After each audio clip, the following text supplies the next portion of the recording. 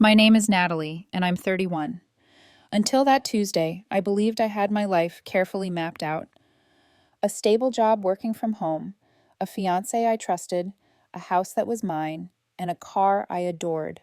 A 2019 Mustang GT I had saved for 3 years to buy. It wasn't flashy, but it was mine, and I loved it like a child. My fiancé, Evan Parker, was charming, ambitious, and usually responsible. We had been together for 4 years, engaged for 8 months, wedding planned for next spring. Life was ordinary, sometimes boring, but safe, until it wasn't. It started innocuously enough, a soft buzz from my phone. I looked down and saw a Facebook notification. Evan had tagged me. That wasn't unusual. He often shared moments from our life together, but what I saw made my stomach drop and my fingers tremble. Selling her 2019 Mustang GT for $5,000. Needs to go today. Pick up in 1 hour. Help a girl out. I froze. My car, my Mustang, the one I'd polished every weekend, the one I'd babysat through every snowstorm and commute, listed for $5,000 when it was worth at least 35. And the kicker? I was sitting in our living room, the very house we shared. I sat, staring, trying to convince myself it was a hack. Maybe Evan's account was compromised. Maybe someone was playing a cruel joke. But the comments rolled in, fast and frantic. OMG, is everything okay? Girl, what happened? Lie PM'd you. My hands shook as I typed, sold, I'll take it. Then I called the non-emergency police line, my voice unnervingly calm. Someone is attempting to sell my car without my consent, I explained. I'm the legal owner. I need an officer present to prevent theft. The dispatcher promised someone within 20 minutes. I ran upstairs to our bedroom and grabbed the title from the filing cabinet, my heart thudding. Evan wasn't home yet. He had left that morning for a conference in Denver. It was barely 3 o'clock. 43 comments later, a man named Derek messaged, "On my way, can bring cash." I replied firmly, "Great, I'm the owner. I'll be here." Then I went to the front porch, gripping the title, waiting. The police arrived first. Officer Martinez, mid-40s, tired but professional, nodded as I explained the situation again. 15 minutes later, Derek pulled up in a Honda Accord, face eager and confused. "Hey, $5,000 for that Mustang?" he asked, pointing at my car. "Yes," I said carefully, "but I'm the legal owner, and this sale isn't authorized." His face fell. "Oh, so no, it's not for sale. Sorry, drove out for nothing." He shook his head and left. And then I saw Evan's car pull up. Through the windshield, I watched him register the scene. Me, the cop, Derek already gone. He got out slowly, trying to look confused. "Natalie, what's going on? Why are the police here?" His voice was calm, but his eyes were alert. I held up my phone, showing the post. "Want to explain this?" For a moment, his expression went blank, then narrowing into disbelief. And then he laughed. "Oh my God, you called the cops?" he said. "Are you serious right now?" "Yes, you tried to sell my car without my permission, for a fraction of what it's worth," I said, my voice shaking but resolute. "I was helping. I had a good reason," he said quickly.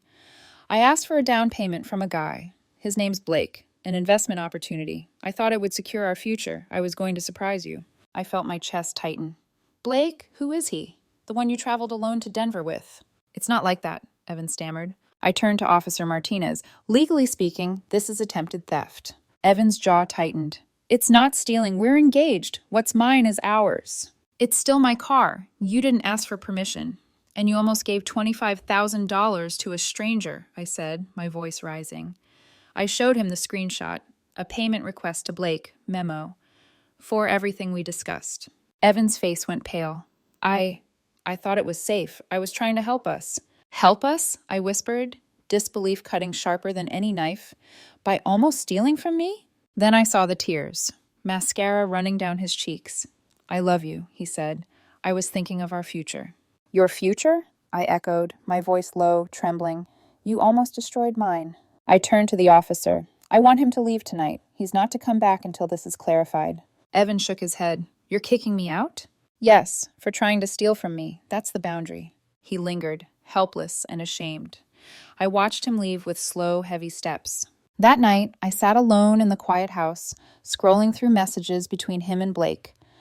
Late-night conversations, Overly familiar jokes, blurred lines, the Denver conference 3 months ago, alone in the same hotel. My stomach churned. Something was off. I felt anger, disbelief, fear, and a strange clarity. The man I trusted had tried to put our future in the hands of someone I didn't even know, and tonight I realized my life as I knew it was gone. The next morning, I didn't sleep well. My mind replayed every detail from the previous day. The Facebook post, Derek almost driving away with my car, Evan's defensive laughter, and the way he cried afterward, like tears could erase his betrayal. But they couldn't. Not this time. By mid-morning, Evan returned, pacing the driveway, hesitating before knocking. My heart thudded, part fear, part anger, part that familiar pull I always felt toward him, despite everything. I opened the door just enough to keep him outside. "Natalie, can we talk?" His voice was soft but urgent. "Talk?" I echoed, keeping my tone calm, measured. "About what?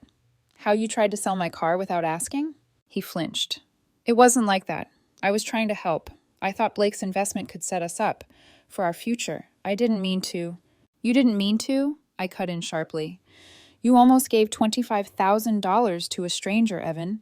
You disregarded my property, my autonomy, my trust, and you call that helping?" He opened his mouth, hesitated, then tried a different tactic. "You're blowing this out of proportion. I was doing it for us, for us." I shook my head, disbelief twisting my stomach. "For us? No. For Blake. You didn't ask me. You didn't show me any proof, any paperwork, nothing. You acted on a whim because some man told you it was a good idea." Evan's jaw tightened. "I trusted him. He's brilliant. He promised everything. I thought I was securing our future." "And almost destroying ours," I said, stepping closer, letting the anger and fear and heartbreak mix in my voice. "Do you realize how reckless that is? You went behind my back in my own home." Tears filled his eyes again, and for a moment the old Evan appeared, vulnerable, apologetic, desperate. But that vulnerability wasn't enough, not anymore. I just wanted to make a smart move," he whispered. "I didn't think it would be this bad." I pulled out my phone, showing him the growing thread of messages between him and Blake, flirtatious tones, late-night planning, too familiar, too intimate for a business colleague. "Did you see this? Were you blind, or did you not care?" His shoulders slumped. I didn't think it was... I just thought we'd..." "Stop," I said, cutting him off. "No more excuses. You acted without consent. You acted without proof. You acted because you believed in someone else more than me. That's betrayal, Evan. Plain and simple." He tried to reach out, hesitating, and I stepped back instinctively. "Don't touch me," I said. "I need you out of here, now." The tension between us was palpable, the kind that makes the air feel heavier, like breathing in grief. He lingered, silent. Guilt and shame etched across his face. "Natalie, please," he said finally, voice breaking. "I can explain. I love you. I wasn't thinking straight." Love isn't reckless, Evan. Love isn't theft. Love isn't blind trust in a stranger over your partner. Pack a bag. Stay somewhere else tonight. I need space to think. His hands trembled. "You're really kicking me out?" "Yes, until this is sorted." My voice was quiet now, cold. "And yes, I am." He nodded slowly, wordless, finally turning toward his car. I watched him go, my chest heavy, a mixture of triumph and sorrow twisting together. He had chosen recklessness, and now he would face the consequences. After he left, I sank into the couch, running my hands through my hair. My mind raced. How could he trust someone else so blindly? How could he risk everything we had? My trust, my property, our future, for a stranger? And then the thought hit me like ice water. What else had he risked without telling me? I spent the day digging. Emails, messages, snippets of conversations with Blake. A nagging suspicion grew. Evan hadn't just been reckless. He had been blind to reality. Or worse, seduced by charm and ego. The more I looked, the more I realized that Blake wasn't just any stranger. He was the type of person who thrived on exploiting trust. By evening, I had enough evidence to confirm my worst fears. Blake had a history. Fraud, manipulation, using people's trust for financial gain. And Evan? He had been too willing to step into that trap. I didn't call Evan. I didn't need to. The betrayal was clear, stark, and undeniable. Instead, I poured a glass of wine, sat by the window, and watched the sun dip below the horizon. The Mustang sat in the driveway, gleaming like a symbol of control and survival. My car, mine, untouchable. For the first time in years, I felt a strange, empowering clarity. I wasn't just reacting to Evan's mistake. I was witnessing the unraveling of a relationship built on assumptions, trust mismanaged, and reckless decisions disguised as love. And I knew one thing with certainty: nothing would ever be the same again. The next morning, Evan's phone calls started. Pleading, apologies, rationalizations. I didn't answer. I let the voicemail fill, every ring another reminder that trust, once fractured, is not easily repaired. And in the quiet that followed, I realized I was done letting someone else dictate my future. The betrayal had been shocking, but it had also awoken something in me, the refusal to be a bystander in my own life. I spent the next day combing through every message, every thread, every scrap of information about Blake. My fingers ached from scrolling, my mind spinning in circles of disbelief and anger. It wasn't just the money, it was the audacity, the betrayal, the way Evan had put me, my life, my property, my trust, in the hands of a stranger he barely knew. I started with Google, LinkedIn, any hint of the so-called company he claimed to run, TechFlow Solutions. Nothing. No website, no articles, no employees, no records. It was as if Blake existed only to prey on the naive and the trusting. I felt a flicker of vindication. This wasn't just Evan's reckless judgment, it was a trap, and he had fallen straight into it. Then a message came from Jessica, one of Blake's previous clients, someone Evan had met socially. She explained that Blake had a long history of scams. He had manipulated clients before, stolen money under the guise of exclusive investment opportunities, and had even driven couples to financial ruin. She warned me bluntly, if Evan had handed him $25,000, it would have been gone in minutes. My hands shook as I dialed Evan's number. He picked up after the first ring. "Natalie, please, can we talk?" His voice was trembling. "We need to talk," I said evenly, though every nerve screamed in anger. "I know everything, Evan. Blake is a scammer. There is no TechFlow Solutions. None of this is real." There was silence on the line, heavy, thick, almost unbearable. Then he whispered, I didn't know." "You didn't know?" I snapped. "You didn't know, and yet you nearly stole my car to give him $25,000. You didn't check a single thing. You trusted him over me, over us." "I thought I was helping. I was thinking of our future," he said, desperation bleeding into his tone. "Our future?" I asked, voice low and cold. "You were willing to risk mine for someone you met at a conference. Do you even hear yourself?" I could hear him inhale sharply. I made a mistake. I just wanted to do something big for us, something smart. I didn't—" "Stop," I said, cutting him off. "I've spoken to someone who knows him, Jessica. He's a career scam artist. He's ruined people before, and now you, my fiancé, nearly handed over our money, our lives, to him." I could hear the shame in his silence, but he still didn't apologize fully, still tried to rationalize, still clung to the idea that his heart was in the right place. "No, Evan, not this time, not for me, not for us. This is not just a mistake, this is recklessness, betrayal, and it ends here." That evening, I sat in the Mustang, the engine off, just staring at the dashboard. It gleamed under the streetlights, a quiet reminder that I had survived the first wave. My car, my sanctuary, my symbol of control, untouched. And for the first time, I truly understood that trust is fragile, and once broken, even love isn't enough to repair it. Then came Rachel, Evan's ex-girlfriend. She reached out through Facebook, hesitant, careful. "Natalie, I don't know if this is my place," she wrote, "but I think you should know. Blake's dangerous. Evan has always been easily swayed. Please be careful." Her message was brief, but it cut deep. She wasn't trying to interfere. She was warning me. And in that warning, I felt the last threads of any illusion that Evan had my best interests at heart. I called him again, this time to deliver the final truth, the moral reckoning. "Evan, it's over. Engagement is off. You've crossed a line I will never accept. You trusted a stranger over me. You nearly stole from me. That's the end of us." He tried to argue, to plead, to explain, but I blocked him. I didn't need to hear his rationalizations anymore. He had done the damage. Now he needed to live with it. Days later, I confirmed Blake had left the state when he learned the police had been involved. Evan had no recourse, no shield, no ally in this. And the Mustang, my refuge, my safe place, remained exactly where I had parked it. A symbol that despite betrayal, I still had control over my life. I realized then that this wasn't just about a scam. It was about boundaries, trust, and the courage to face betrayal head on. Blake had been the catalyst, Evan the cautionary tale, and I was the survivor. And as I drove the Mustang that night, the wind through my hair, I felt a strange mixture of exhaustion and clarity. I had dodged disaster. I had survived deception.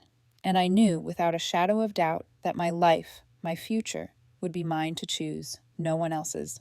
Weeks passed, but the echo of betrayal lingered. Evan had moved back with his parents, leaving our shared home in an eerie silence. At first I thought I might feel relief, but instead there was a hollow emptiness. The absence of someone I had loved, trusted, and envisioned a future with. That future was gone, and I had to accept it. I spent the mornings in the Mustang, my hands on the wheel, letting the quiet hum of the engine calm the storm in my mind.